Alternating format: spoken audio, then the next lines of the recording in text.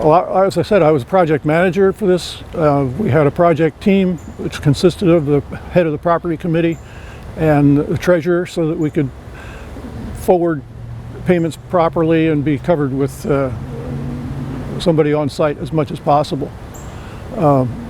We were recipients of Historic Trust grant money for this project, and notably we're the last religious organization that has been funded because they decided in a Supreme Court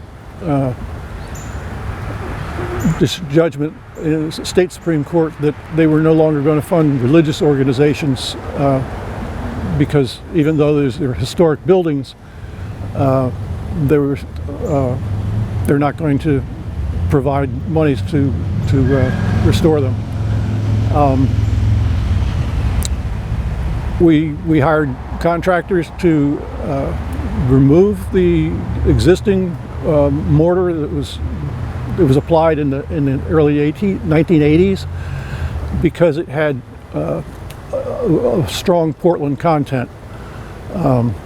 These buildings prior to 1870, brick buildings, especially in the Delaware Valley, used a soft brick and lime mortar pointing, and the lime mortar allows the brick to the mortar to breathe moisture in and out.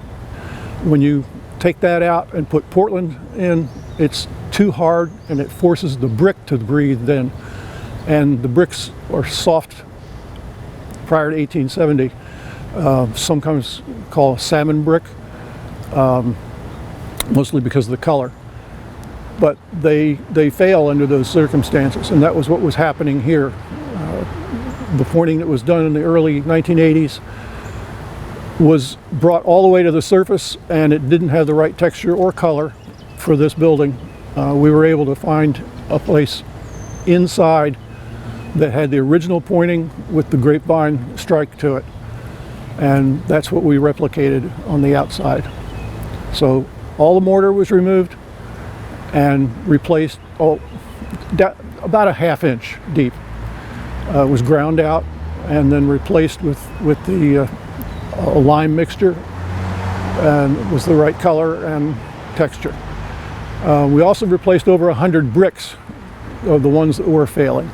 The bricks, we could have had bricks made to match the size and color and consistency, but we were fortunate that the contractor had some on hand that he had used at St. George's in Philadelphia.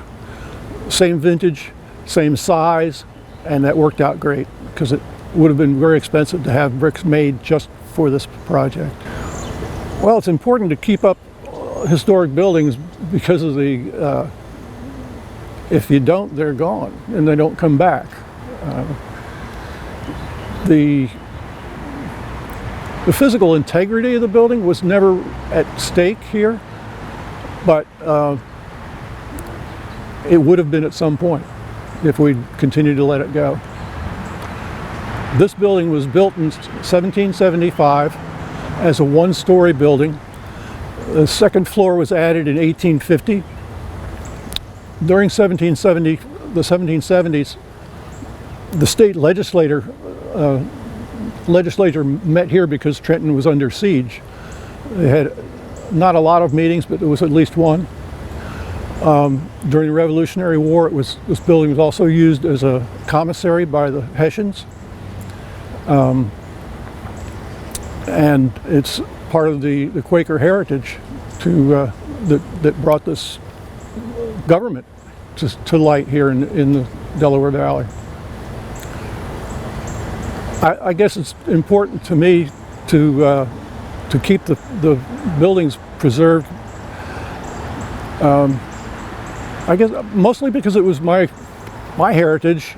I grew up in a 200-year-old farmhouse, and have been associated with this meeting house and others since I was 4. It's my pleasure to be able to work on them and keep things in good shape. I appreciate the county recognizing the importance of the historic buildings and preserving them.